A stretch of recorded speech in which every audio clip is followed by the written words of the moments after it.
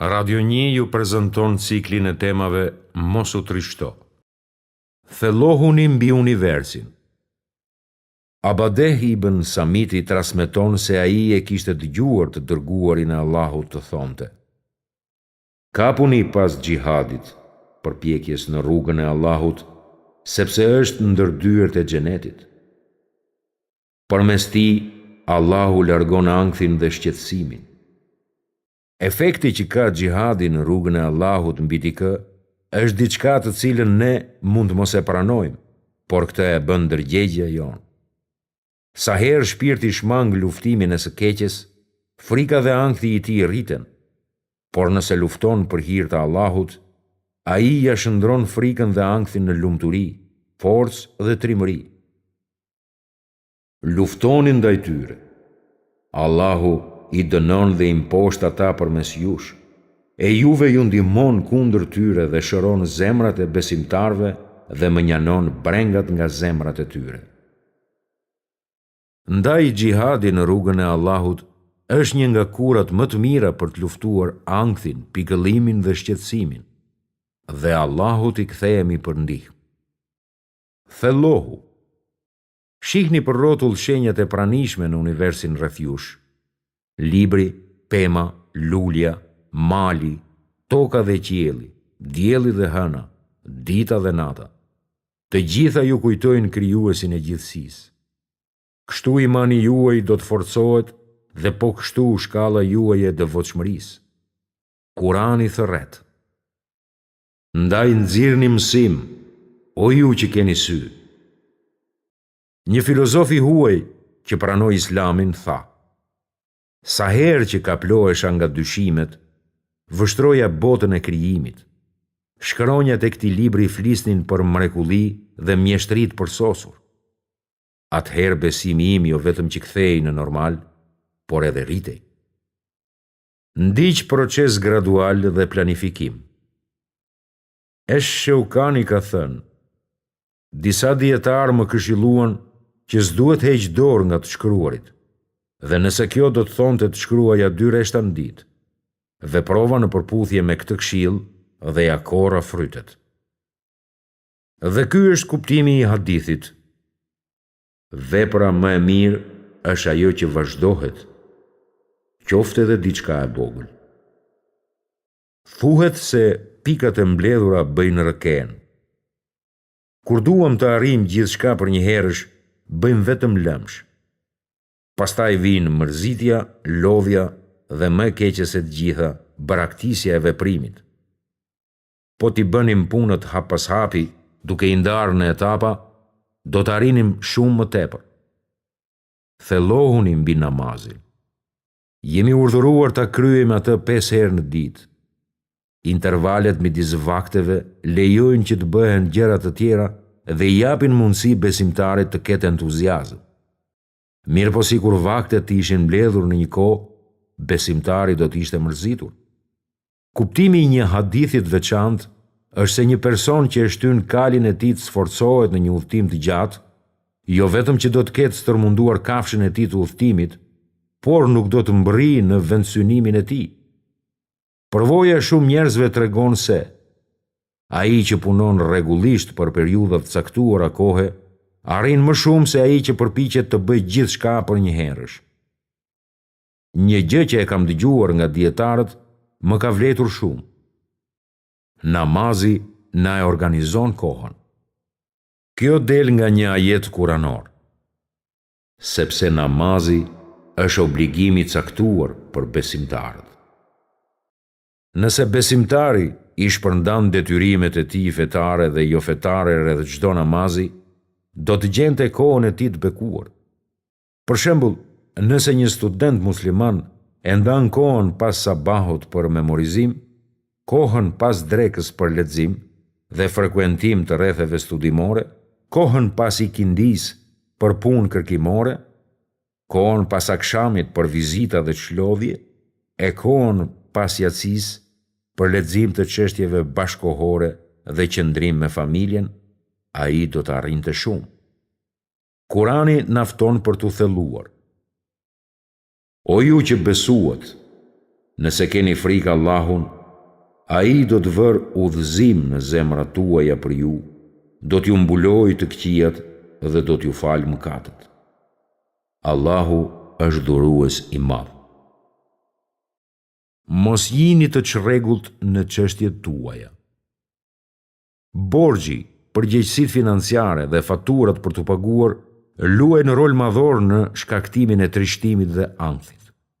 Janë 3 parime të cilat do të doja t'i përmendja që ndihmojnë lehtësimin. I kujdesshmi s'do të varet nga të tjerët. Ai që shpenzon me kujdes duke harxhuar vetëm kur është e nevojshme dhe duke mos tretur, do ta shohë ndihmën e Allahut, të lartësuarit dhe gjithëmëshiruesit, duke cituar Kuranin. Vërtet, ata që shpenzojnë tepër janë vëllezër të djajve. Dhe ata që kur shpenzojnë nuk e tepërojnë e as nuk janë dorë shtrënguar, por mbajnë mesataren e janë të matur. Kërkojeni furnizimin në mënyrë të ligjshme, sepse Allahu është tajib, fisnik dhe mirëbërës, i butë dhe nuk pranon vetëm se atë që është fisnike dhe e mirë, do me thënë halalin, të pastër e të kulluar.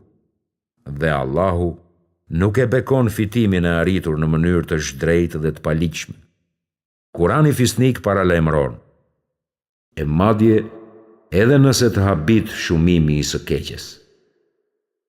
Punoni me këmbgulje për të fituar halal dhe rreshni së qenuri pasive për tas.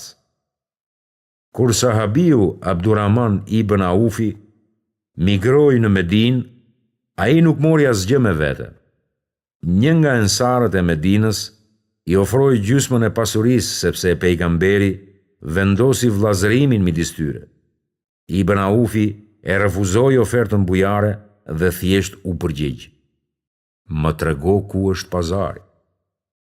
Një ajet kuranor thot: e kur të kryet namazi i xumas, shpërndahuni në tokë dhe kërkoni begatit e Allahut, dhe përmendeni shpesh Allahun, që të gjeni shpëtim. Pasuria juaj është imani dhe karakteri që keni. Ishte një person i varfër dhe i dobët. Ai vishte një robë të grisur me shumë arna. Ishte këmbëzbathur e i uritur. Bashkë me prejardhjen e paqartë që kishte, ai nuk zotronte pozit, para e familje. Duke qeni pastre, ai flinte në xhami dhe pinte nga shatërvanet publike. Jastëk kishte krahun e vet, dhe dyshek kishte tokën e ashpër e të parregullt nën vete. Por ai gjithmonë e kujtonte Zotin e vet dhe vazhdimisht këndonte ajete nga libri i Allahut. Ai smungonte në rreshtin e parë në namaz dhe në betejë. Një ditë, ai takoi të dërguarin e Allahut, i cili kur e pa, e thiri në emër: o Xhulejbib, a nuk po martohesh? E kush do ma jepte bijen e vet mua, një njeriu pa pasuri e pa pozit, që përgjigja. Aty kaluan dhe 2 njerëz të tjerë që i bën të njëjtën pyetje dhe ai u përgjigj një lloj.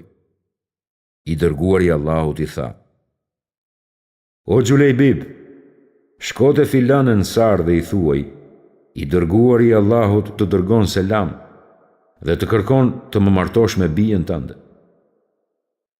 Ensariu ishte prej një familje fisnike dhe fisit të nderuar. Kur Xhulejbibi e kreu porosinë e pejgamberit, ensariu ju përgjigj: dhe selami qoftë mbi të dërguarin e Allahut. O Xhulejbib, si mund të të martoj me ti me bij kur ti s'ke as pozit, as pasuri? Kur dëgjoi lajmin, e shoqja e tij thiri me habi: Xhulejbibi, ai që s'ka as pasuri as pozit? Por e bie e tyre besimtare i dëgjoi fjalët e Xhulejbibit, të cilat i përcillnin asaj mesazhin e të dërguarit të Allahut, dhe u tha prindër vet: apo refuzoni kërkesën e të dërguarit të Allahut? Për Allah jo. Kështu, martesa e bekuar u krye. Kur erdhi nata e tyre e parë, muslimanët u njoftuan për një luftë afër. Xhulejbibi ju përgjigj pa ngurim thirrjes dhe u nis për në fushë betejë.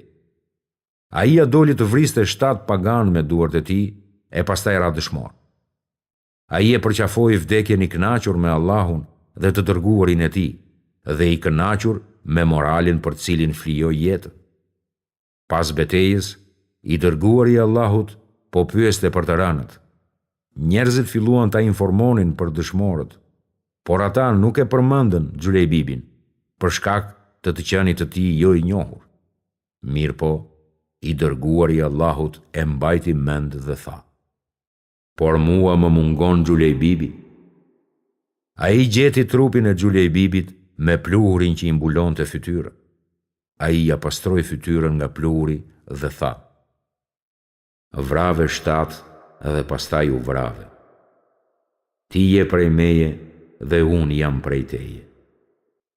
Dhe i dërguari i Allahut e përsëriti pjesën e fundit 3 herë. Kjo medalje dalluese nga i dërguari i Allahut është vetë një shpërblim dhe çmim i madh.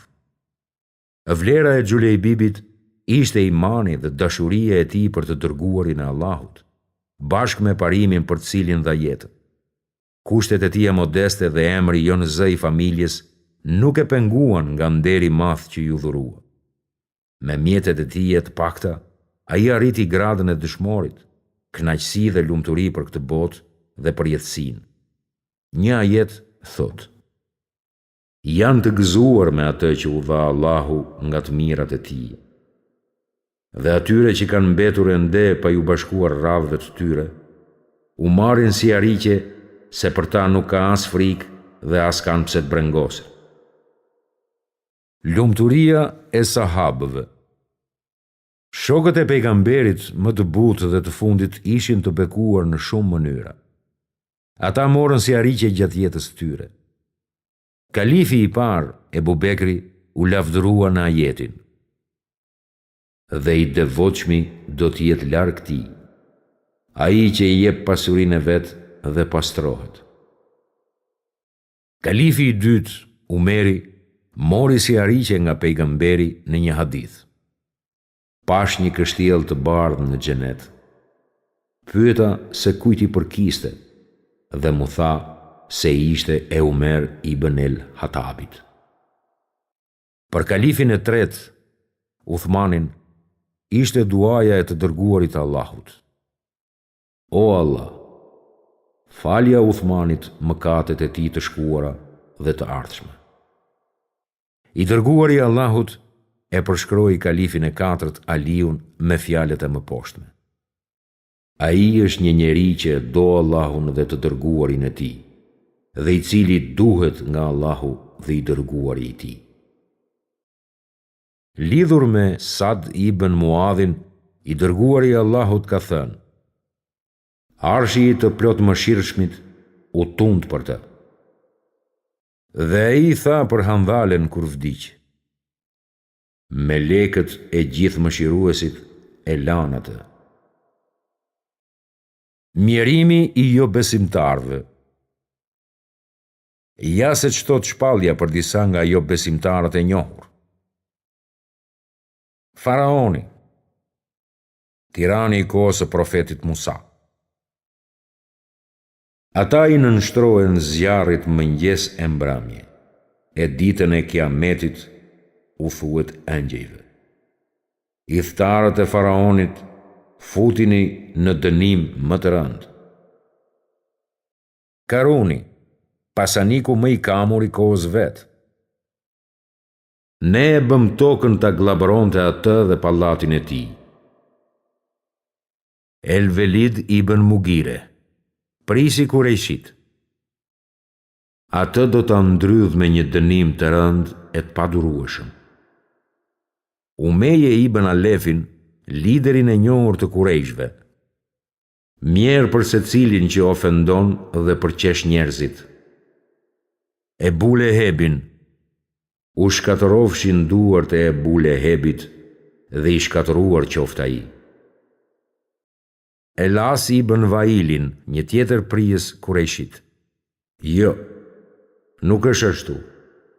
Ne do ta shënojmë atë që po thot ai dhe do t'ja rrisim të merrin. Thellohu. Merrni në shqyrtim këto pasoja të këqija të mëkatimit dhe mos kujdesit ndaj përkujtimit të Allahut. Vetmia, duat e papërgjigjura, zemra prej guri, mungesa e të mirave në shëndet e pasuri, ndalimi i dijes, poshtrimi, ankthi dhe sprovimi me shoqërues të këqinj që e ndotin zemrën. Rezultatet e mësipërme vijojnë mëkatimin ashtu si që rriten bimët pasujitjes. Nëse këto janë pasojat e mëkatimit, ilaçi qëndron vetëm tek pendimi. Jini të butë me gratë. Ajetet e Kuranit thonë: Çoni jetë mirë me to. Dhe mes jush krijoj dashuri dhe mëshirë. I dërguari i Allahut ka thënë: Kujdesuni për gratë dhe jini të mirë ndaj tyre, sepse ato janë të lidhura për ju. Më i miri ndër ju është ai që është më i mirë me familjen e vet, dhe unë jam më i miri me familjen time. Familja e lumtur është plot me dashuri, gëzim dhe devotshmëri e kënaqësi të Allahut. Ajeti kuranor thot: A është më i mirë ai që ndërtesën e vet e themeloi në devotshmëri dhe në kënaqësi të Allahut, apo ai që ndërtesën e vet e ndërtoi buzëbregu të shembur e bashkë me të bie në zjarrin e xhehenemit? Allahu nuk i udhëzon zullumqtarët.